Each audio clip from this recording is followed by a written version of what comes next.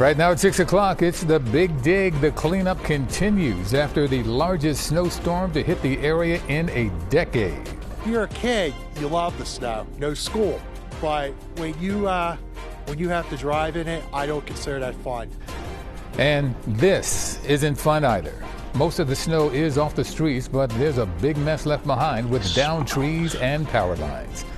Tonight, some people are still digging out from the biggest snowfall since 2016. Good evening, everyone. I'm Yuki Washington. The heavy, wet snow fell all night long and into the morning, and it hit the entire region.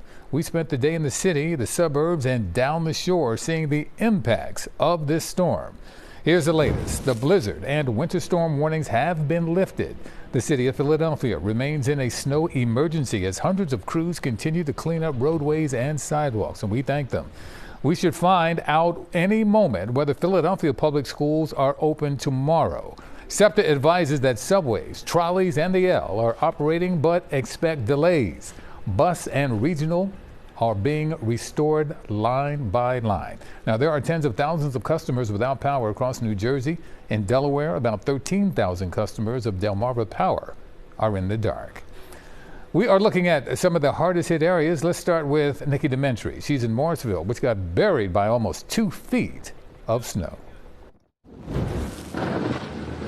Monday after a blizzard in Morrisville. This has been easy compared to last time. Does it feel like deja vu?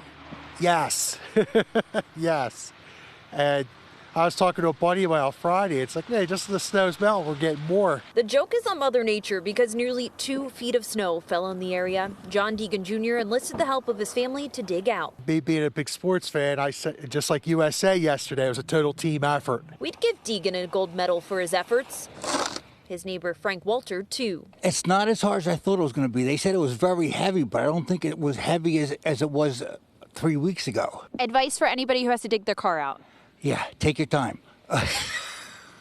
Take some breaks. Yes, definitely lots of breaks.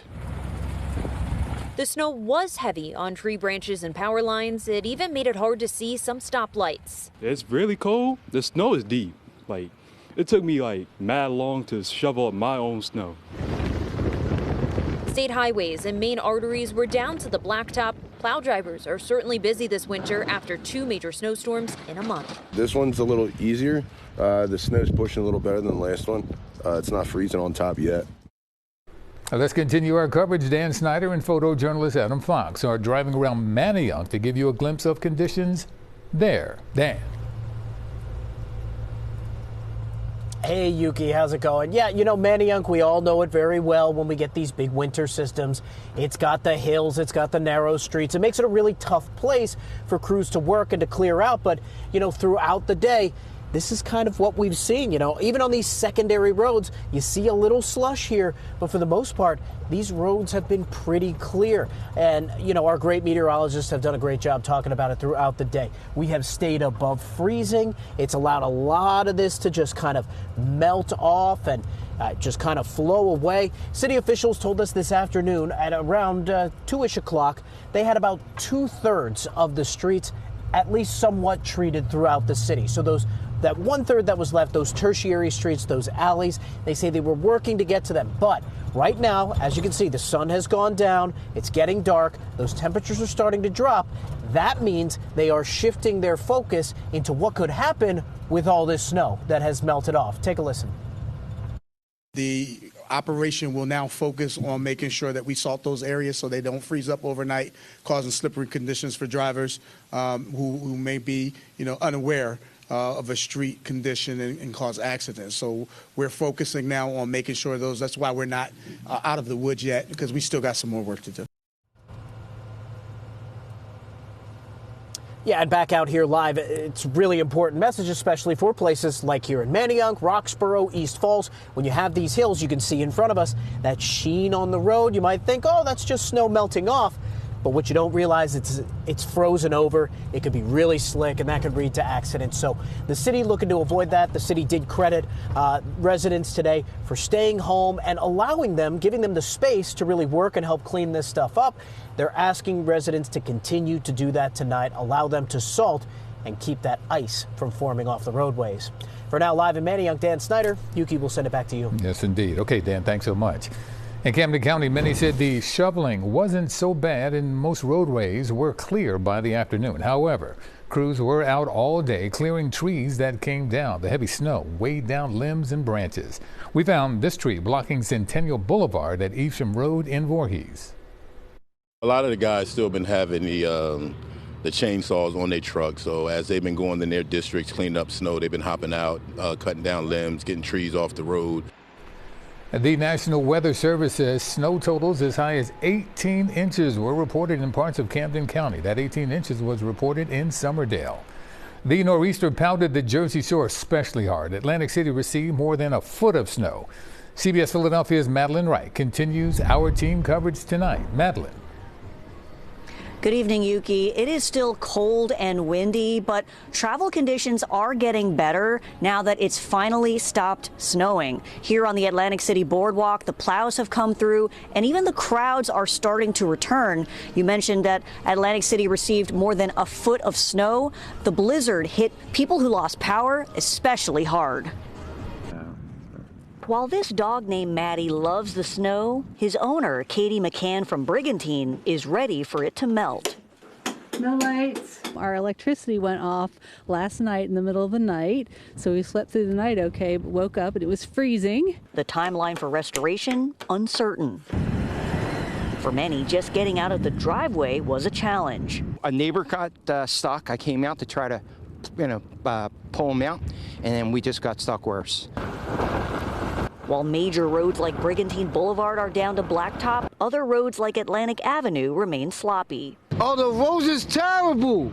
That's why they got all these trucks out here. The storm isn't just affecting travel, it's taking a toll on businesses. Tony's Baltimore Grill was one of the few that stayed open. There was a lot of places closed. All our normal places that we eat lunch were closed. So we had to make a couple calls, come down and get some roast beef. Joey Palumbo, who runs the restaurant, says they were able to open because most of the staff lives within walking distance. The firehouses use us, the police, any EMS. They know we're open so they can get food. City leaders monitor the storm from the Emergency Operations Center, tracking road conditions and flooding.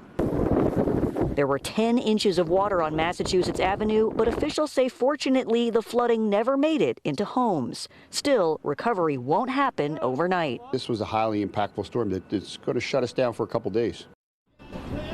Several cars were towed from snow emergency routes during the storm. If your car was towed, officials say you can pick it up free of charge at Bader Field using the Filbert Avenue entrance. Live in Atlantic City, Madeline Wright, CBS News, Philadelphia. Yuki. Madeline, the concern tonight is now refreezing, especially on streets like this one in South Philly that haven't been cleared yet. Chief Meteorologist Bill Kelly's in the Hyundai Next Weather Sphere with Andrew Kozak. Gentlemen. Yeah, we're just tracking this. Incredible amounts of snow. Yeah. Great melting today, but so much. Now we move into that next part of the story. Even just a little bit of sunshine helped also. Yeah, sure temperatures also above freezing. But that, again, doesn't take away from the incredible totals that we had. Take a look. 18 to 24 inches from Toms River, which got just about 24, we'll say 23.5, to areas like Atlantic City, Sea Isle, Cape May, 12 to 18 inches here. And then those bands came up to Philadelphia, where we got exactly 14 inches of snow at the airport. Bustleton, 12 inches of snow, 14 in Roxborough. Fox Chase, 14.8. No more snow on top of this, though. Radar right now looks pretty good. We are going to clear things out, dry things up, and things are going to cool down a bit. So we had the good news from all the melting today. The bad news is because the temperatures drop. Right, and it's going to refreeze. Here's where we are. I mean, we look at these numbers right now. In fact, I just updated them. You see that we are at or above freezing for pretty much all locations. And that will continue for at least a little bit, and then we're going to drop, and that moves us into the next part of the story, which is the refreeze. So looking out ahead over the next several, we'll keep it above freezing through probably 11 o'clock in the city. So that is a stretch of, roughly 14 hours or so where the temperature is above freezing, really aiding in that melting going on around the area. 27 is the forecast low out the door tomorrow morning in Philly, 21 Allentown, 26 Wildwood. So yes, there's still going to be snow. The report from the National Weather Service, the snow depth reported today was 12 inches. So we'll see where that goes tomorrow.